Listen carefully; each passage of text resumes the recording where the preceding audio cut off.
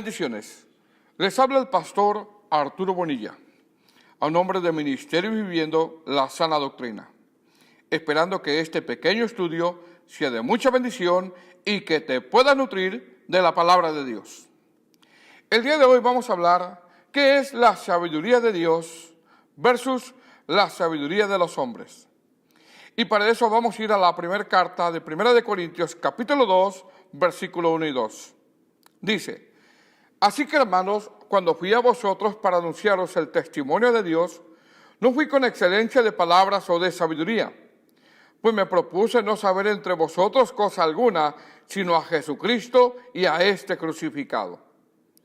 El apóstol Pablo enfatiza e insiste en la forma llana y sencilla con que les había anunciado el Evangelio.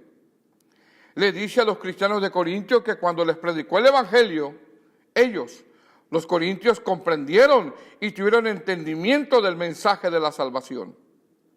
Entonces, en este capítulo 2, versículo 1 y 2, el apóstol Pablo está tratando de resolver ciertos problemas que se estaban manifestando en la iglesia. Está tratando de enfocar a que los corintios no se desvíen del mensaje.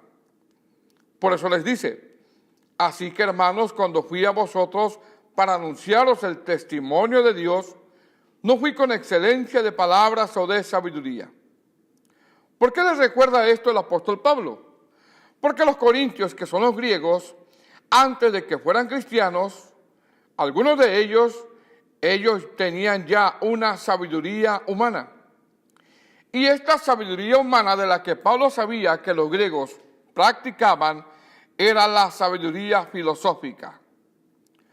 Por eso el apóstol Pablo les hace memoria a los corintios la forma como actuó, como predicó cuando estuvo por primera vez entre ellos. En cuanto al tema de su predicación, lo dice en el verso 2. Pues me propuse no saber entre vosotros cosa alguna, sino a Jesucristo y a este crucificado. En otras palabras, cualquiera que oyese a Pablo predicar se podía dar cuenta de inmediato que esta era la única cuerda de su arpa, que era la única nota que él tocaba, que el único tema de su predicación era a Cristo y a este crucificado. Esto nos dice que el único interés de nosotros, los que predicamos, y también el único interés de los oyentes, es que cuando alguien predique, esta predicación hable de Cristo, cosa que se ha perdido intencionalmente en estos últimos tiempos. Por eso les dice en el verso 2, pues me propuse no saber entre vosotros cosa alguna, sino a Jesucristo y a este crucificado. Verso 3, y estuve entre vosotros con debilidad y mucho temor y temblor. Verso 4, y ni mi palabra, ni mi predicación fue con palabra persuasiva de humana sabiduría, sino con demostración del Espíritu y de poder. Lo que está diciendo Pablo es que el propósito cuando él predicaba no fue cautivar los oídos de los oyentes mediante expresiones oculentes, ni entretener con fantasías con grandes oratorias. ¿Por qué? Porque la sabiduría que proviene de Dios, la sabiduría divina, no necesita tales ornamentos humanos. Por eso dice: y estuve entre vosotros con debilidad y mucho temor y temblor. Con mucho temor y mucho temblor habla de que él es consciente de su propia insuficiencia. Es por esto que los predicadores, al subirse al púlpito a predicar, deben de hacerlo de la misma manera, con mucho temor y temblor, sabiendo que no van a hablar de ellos, sabiendo que no van a hablar fantasías, sabiendo que no se suben a entretener a la gente, sino que al predicar, su predicación ha de ser bien fundamentada en la palabra de Dios. Versículo 4. Y ni mi palabra ni mi predicación fue con palabras persuasivas de humana sabiduría, sino con demostración del Espíritu y poder. El apóstol Pablo no confiaba en su posible facilidad de palabra, no confiaba en sus posibles talentos, ya que el predicador tiene que tener una absoluta dependencia del Espíritu Santo. Entonces, cuando el apóstol Pablo les dice que su predicación no fue con palabras persuasivas de humana sabiduría, sino con demostración del Espíritu y poder, lo que está diciendo es que cuando él les predicó, el apóstol Pablo sabía que el Espíritu Santo convencería a los oyentes y no tendría en contradicción al mensaje del apóstol Pablo. Porque una de las obras del Espíritu Santo es convencer de pecado. Por eso en el Evangelio de Juan, capítulo 16, versículo 8 dice: cuando el Espíritu Santo venga, convencerá al mundo de pecado. ¿Qué es convencer? Del griego alenjo, que quiere decir amonestar, redarguir y reprender. Entonces, cuando el apóstol Pablo les recuerda que cuando fue a ellos, no trató de entretenerlos, no trató de persuadirlos, ni sus palabras fue con sabiduría humana. Es decir, dejó que el Espíritu Santo los redarguyera, dejó que el Espíritu Santo los amonestara, dejó que el Espíritu Santo los convenciera. Los corintios fueron amonestados de que su manera de vivir ofendía a Dios y necesitaban arrepentirse y salvación. Versículo 5. Para que vuestra fe no esté fundada en la sabiduría de los hombres, sino en el poder de Dios. Esto es, cuando la predicación es acerca de Cristo y no le añadimos nada, y la gente se arrepiente, es convertida, tiene un nuevo nacimiento, siente el pecado que antes no lo sentía, entonces la predicación solo puede atribuirse al poder de Dios. Versículo 6. Sin embargo, hablamos sabiduría entre los que han alcanzado madurez, y sabiduría no de este siglo, ni de los príncipes de este siglo que perecen.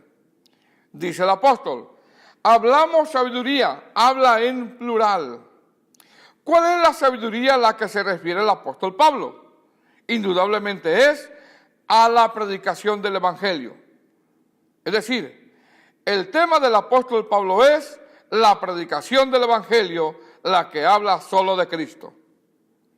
Entonces dice, hablamos sabiduría no de este siglo, ni de los príncipes de este siglo que perecen. Entonces el apóstol Pablo dice que hay una sabiduría que habla a los príncipes de este siglo.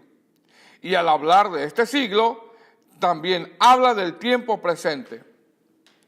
Entonces, está diciendo que cuando fue a los griegos, ellos ya tenían una sabiduría humana, la sabiduría que hablan en este siglo, la sabiduría de este mundo.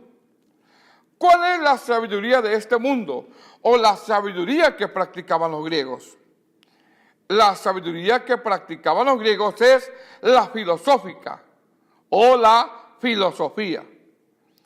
¿Qué es la filosofía? Filos, amor, sofía, conocimiento. Que es amor al conocimiento. En este caso, un conocimiento fuera de la palabra de Dios. Entonces, lo que está diciendo el apóstol Pablo es que cuando fue a ellos, él les hablaba la sabiduría de Dios, esto es el Evangelio, y que él no hablaba la sabiduría de este mundo, que en este caso es la filosófica o la filosofía.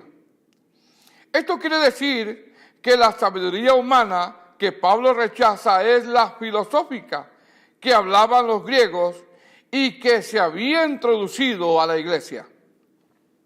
Ahora, esta sabiduría humana, esta sabiduría filosófica que rechaza Pablo, se refiere a las diferentes enseñanzas de la filosofía, ya que de la filosofía viene la metafísica. Y la metafísica dice, si no hay pensamiento, no hay confesión. Y si no hay confesión, no hay realización. De la filosofía también, de ahí viene la confesión positiva. El yo declaro, el yo decreto, el yo anulo, el yo cancelo. Esto, amado hermano, no es nuevo. los griegos ya lo practicaban filosofando. De la filosofía también viene la gnoseología. Esto es el estudio científico del origen de la naturaleza. Esto ya estaba considerado como una ciencia. De la filosofía también viene la lógica. A todo le llaman lógica. Filosofaban y a todo le buscaban una lógica. Por eso para los griegos era locura el evangelio, porque no era lógico para ellos que un rey, un salvador, fuese crucificado y por medio de su resurrección somos salvos. También de la filosofía y sus ramas viene la psicología. ¿Qué es la psicología? El estudio de la psiquis. Estudia las personalidades múltiples. De la psicología viene la autoestima. Y la autoestima te dice, tú tienes un gran valor, tú vales mucho, saca el campeón que hay en ti. ¿Qué es la autoestima? La autoestima, según su concepto, es un sentimiento valorado donde se necesita autoayuda. Aún han concluido que esta ayuda puede ser perjudicial para una persona, ya que promueve que una persona que escucha esta sabiduría de este mundo se haga narcisista. ¿Qué es ser narcisista? Narcisista es la conducta del hombre que se siente mejor que todos.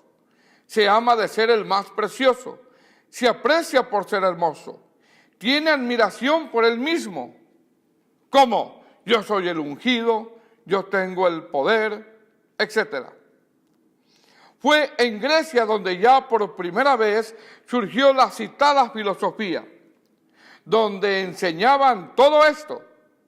Entonces, cuando el apóstol Pablo llega a Grecia, llega y no ignora que todas estas enseñanzas tenían mucha influencia entre los griegos. Y que cuando llegó a predicarles a Cristo, al Dios desconocido, todas estas enseñanzas de la falsa llamada ciencia ya tenían influencia entre los griegos. Tanto era la influencia de estas enseñanzas que el apóstol Pablo reconoce que algunos cristianos fueron arrastrados por estas falsas enseñanzas. Por eso en Timoteo, en 1 de Timoteo, capítulo 6, versículo 20 dice, oh Timoteo, guarda lo que se te ha encomendado, evitando las profanas pláticas sobre cosas malas y los argumentos de la falsamente llamada ciencia, la cual profesando algunos se desviaron de la fe. Dice el apóstol Pablo, evita las profanas pláticas. ¿Qué es profano? Del griego bébelos, que quiere decir pagano, malo o malvado. También dice el apóstol que estas pláticas profanas son vanas, que es vano o vanas, del texto griego que significa una discusión inútil, una palabrería, también significa vacío o hueco. Es decir, algunos cristianos hablaban esta palabrería, tenían discusiones inútiles sobre este tema, enseñanzas huecas de la falsamente llamada ciencia. Dice Pablo, evita estas profanas pláticas, es decir, estas palabrerías evítalas, estas enseñanzas huecas evítalas y no permitas que penetren al santuario, porque puede dañar a los oyentes. Sigue diciendo, de la falsamente llamada ciencia. El apóstol Pablo ataca contundentemente esta falsamente llamada ciencia y se refiere a la filosofía, porque estas enseñanzas confunden y trastornan la sana doctrina. Sigue diciendo, la cual profesando algunos se desviaron de la fe. ¿Qué significa profesar? Del griego aceptar, abrazar y seguir. O sea que algunos aceptaron, abrazaron y siguieron las corrientes filosóficas de la falsamente llamada ciencia, tales como la metafísica, la confesión positiva, la psicología, el positivismo, la sabiduría de este mundo que hace que la gente se haga narcisista y que se crean autosuficientes. Entonces, cuando el apóstol Pablo les dice, hermanos, cuando fui a vosotros para anunciaros el testimonio de Dios, no fui con excelencia de palabras o de sabiduría, pues no me propuse no saber entre vosotros cosa alguna, sino a Jesucristo y a este crucificado. Y ni mi palabra ni mi predicación fue con palabras persuasivas de humana sabiduría, sino con demostración del Espíritu y poder, para que vuestra fe no esté fundada en la sabiduría de los hombres, sino en el poder de Dios. En otras palabras les dice, cuando fui a vosotros, no desconocía yo el conocimiento que tienen, lo que ustedes creen, y cómo filosofean con sus enseñanzas de metafísica, con su yo declaro, yo decreto, con sus enseñanzas de positivismo. Cómo se levantan entre ustedes su autoestima, haciéndose narcisistas, creyéndose los mejores. Pero a pesar de que se creen los mejores, de que son narcisistas, cuando les prediqué, el Espíritu Santo les redarguyó que tienen que arrepentirse. Amado hermano, tengamos cuidado de que estas enseñanzas penetren en nuestros sermones y nuestras oraciones. Porque si practicamos el decreto, el yo declaro, el yo cancelo, el yo proclamo, el yo anulo, solo estaremos filosofando y causaremos un daño irreversible a la fe de muchos. Apartaremos a muchos de la sana doctrina. Recordemos, amado hermano, que la oración es siempre un ruego. Y como enseñó el Señor, nuestro Señor Jesucristo, hágase tu voluntad. Esperamos que este pequeño estudio haya sido de mucha bendición y nos vemos en la próxima edición. A nombre del Ministerio Viviendo la Sana Doctrina y su consiervo, el pastor Arturo Bonilla. Bendiciones.